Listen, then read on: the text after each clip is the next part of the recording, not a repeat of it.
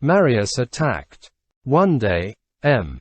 Gillenormand, while his daughter was putting in order the phials and cups on the marble of the commode, bent over Marius and said to him in his tenderest accents, "Look here, my little Marius, if I were in your place, I would eat meat now in preference to fish.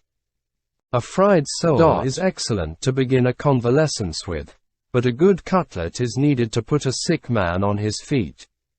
Marius, who had almost entirely recovered his strength, collected the whole of it, drew himself up into a sitting posture, laid his two clenched fists on the sheets of his bed, looked his grandfather in the face, assumed a terrible air, and said, "This leads me to say something to you."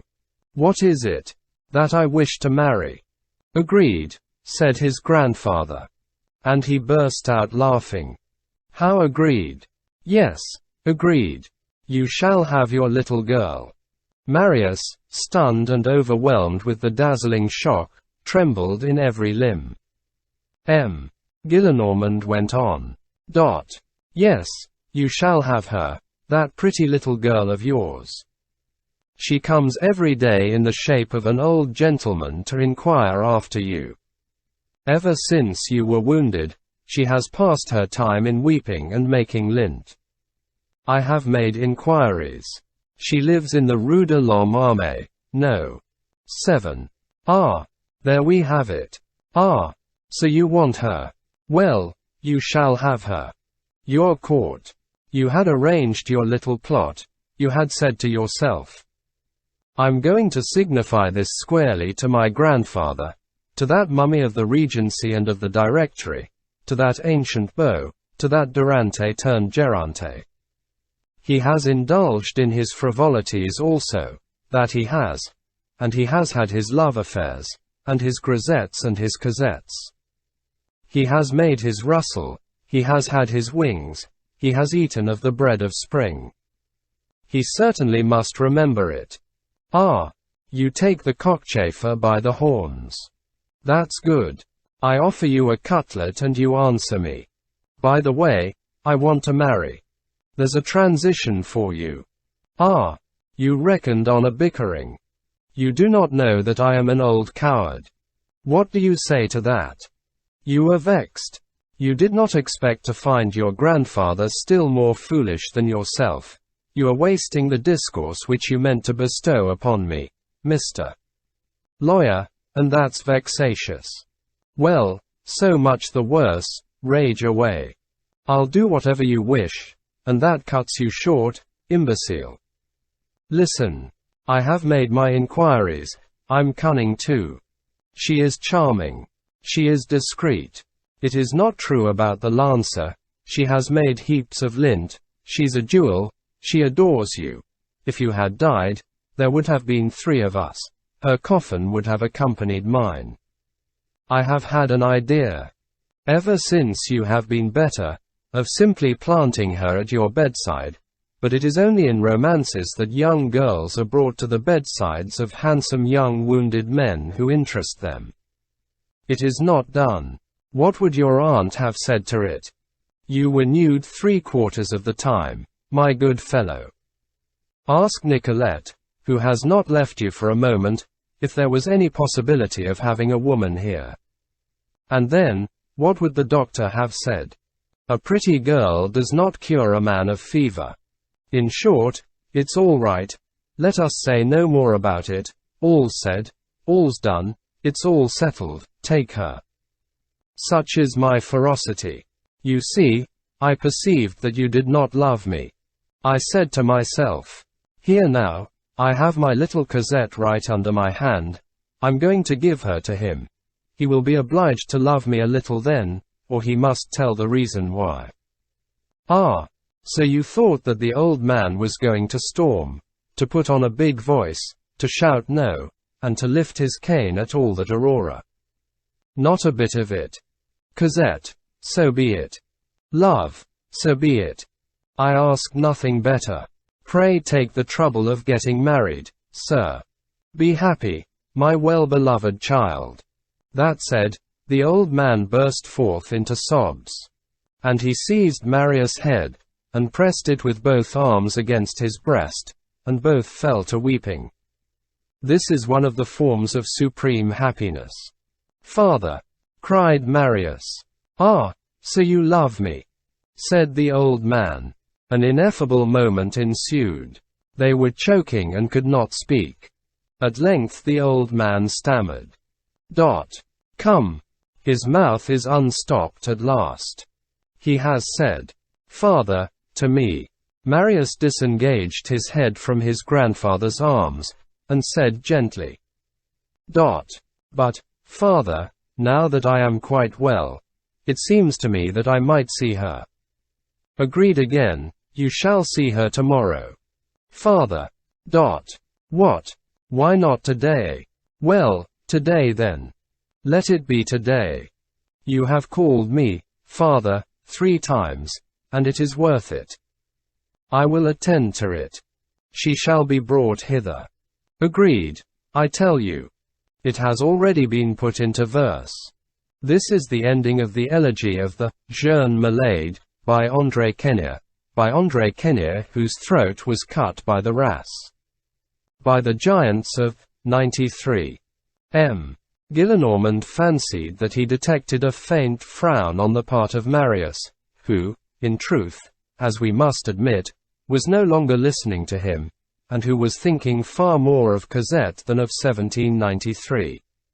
The grandfather, trembling at having so inopportunely introduced André Quenier, resumed precipitately. "Cut his throat is not the word. The fact is that the great revolutionary geniuses, who were not malicious, that is incontestable, who were heroes, pardi, found that André Quenier embarrassed them somewhat, and they had him gillet. That is to say, those great men on the 7th of Thermidor besought André Quenier, in the interests of public safety, to be so good as to go." M. Gillenormand, clutched by the throat by his own phrase, could not proceed, being able neither to finish it nor to retract it, while his daughter arranged the pillow behind Marius, who was overwhelmed with so many emotions. The old man rushed headlong, with as much rapidity as his age permitted, from the bed-chamber, shut the door behind him, and, purple, choking and foaming at the mouth, his eyes starting from his head, he found himself nose to nose with honest Basque, who was blacking boots in the anteroom. He seized Basque by the collar, and shouted full in his face in fury. "By the 100,000 javots of the devil, those ruffians did assassinate him." "Who, sir?" "André Quenier." "Yes, sir," said Basque in alarm. Chapter 4. Mademoiselle Gillenormand ends by no longer thinking it a bad thing that M. Fauchelevent should have entered with something under his arm. Cosette and Marius beheld each other once more. What that interview was like we decline to say. There are things which one must not attempt to depict.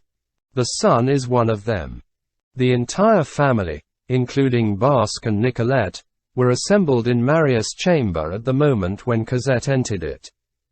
Precisely at that moment, the grandfather was on the point of blowing his nose.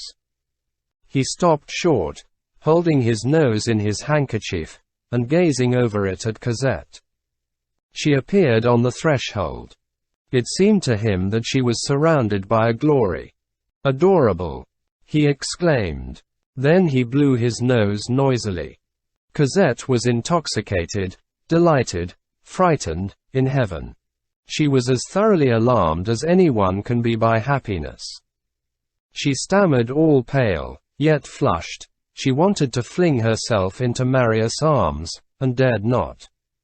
Ashamed of loving in the presence of all these people. People are pitiless towards happy lovers. They remain when the latter most desire to be left alone. Lovers have no need of any people whatever. With Cosette, and behind her, there had entered a man with white hair who was grave yet smiling, though with a vague and heartrending smile. It was Monsieur Fauchelevent. It was Jean Valjean. He was very well dressed, as the porter had said, entirely in black, in perfectly new garments, and with a white cravat. The porter was 1,000 leagues from recognizing in this correct bourgeois, in this probable notary, the fear-inspiring bearer of the corpse, who had sprung up at his door on the night of the 7th of June, tattered, muddy, hideous, haggard, his face masked in blood and mire, supporting in his arms the fainting Marius. Still, his porter's scent was aroused. When M. Fauchelevent arrived with Cosette, the porter had not been able to refrain from communicating to his wife this aside. "I don't know why it is, but I can't help fancying that I've seen that face before." M. Fauchelevent in Marius' chamber remained apart near the door. He had under his arm a package which bore considerable resemblance to an octavo volume enveloped in paper. The enveloping paper was of a greenish hue, and appeared to be moldy. "Does the gentleman always have books like that under his arm?" Mademoiselle Gillenormand, who did not like books, demanded in a low tone of Nicolette. "Well," retorted M. Gillenormand, who had overheard her, in the same tone, "he's a learned man." "What then? Is that his fault? Monsieur Boulard, one of my acquaintances, never walked out without a book under his arm either, and he always had some old volume hugged to his heart like that." And, with a bow, he said aloud, "Monsieur Tranchelevent." Father Gillenormand did not do it intentionally, but inattention to proper names was an aristocratic habit of his. "Monsieur Tranchelevent, I have the honor of asking you, on behalf of my grandson, Baron Marius Pontmercy, for the hand of Mademoiselle." Monsieur Tranchelevent bowed. "That's settled," said the grandfather. And, turning to Marius and Cosette, with both arms extended in blessing, he cried, "Permission to adore each other." They did not require him to repeat it twice. So much the worse. The chirping began. They talked low. Marius, resting on his elbow on his reclining chair, Cosette standing beside him. "Oh, heavens!" murmured Cosette, "I see you once again. It is thou. It is you. The idea of going and fighting like that. But why? It is horrible. I have been dead for 4 months.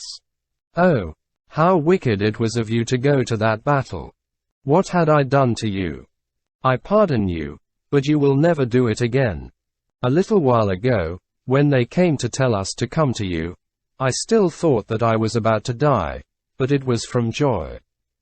I was so sad. I have not taken the time to dress myself. I must frighten people with my looks. What will your relatives say to see me in a crumpled collar? Do speak. You let me do all the talking. We are still in the Rue de l'Homme Armé. It seems that your shoulder was terrible.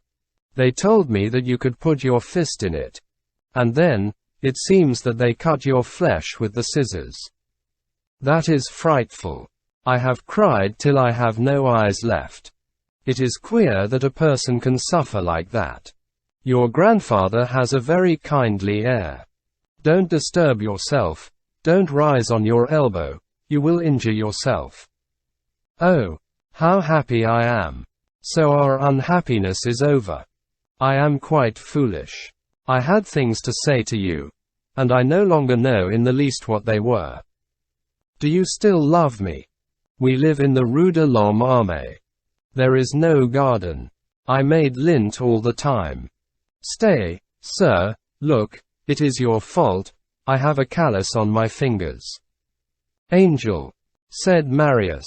Angel is the only word in the language which cannot be worn out. No other word could resist the merciless use which lovers make of it. Then, as there were spectators, they paused and said not a word more, contenting themselves with softly touching each other's hands. M. Gillenormand turned towards those who were in the room and cried, Talk loud, the rest of you. Make a noise, you people behind the scenes. Come, a little uproar, the deuce. So that the children can chatter at their ease. And, approaching Marius and Cosette, he said to them in a very low voice. Call each other thou. Don't stand on ceremony. Aunt Gillenormand looked on in amazement at this eruption of light in her elderly household. There was nothing aggressive about this amazement. It was not the least in the world like the scandalized and envious glance of an owl at two turtledoves. It was the stupid eye of a poor innocent 57 years of age. It was a life which had been a failure gazing at that triumph, love. Mademoiselle Gillenormand Senior, said her father to her, I told you that this is what would happen to you. He remained silent for a moment, and then added, Look at the happiness of others. Then he turned to Cosette. How pretty she is. How pretty she is. She's a gruse. So you are going to have that all to yourself, you scamp. Ah, my rogue, you are getting off nicely with me, you are happy.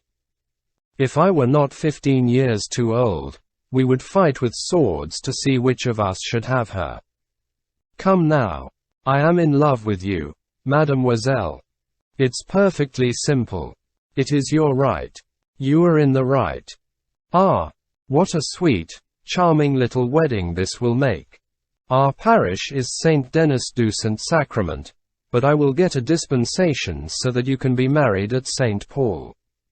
The church is better. It was built by the Jesuits. It is more coquettish. It is opposite the fountain of Cardinal de Birague. The masterpiece of Jesuit architecture is at Namur. It is called St. Loup. You must go there after you are married. It is worth the journey. Mademoiselle, I am quite of your mind. I think girls ought to marry. That is what they are made for. There is a certain Saint Catherine whom I should always like to see uncoiffed. 62 It's a fine thing to remain a spinster, but it is chilly. The Bible says, multiply. In order to save the people, Jeanne d'Arc is needed.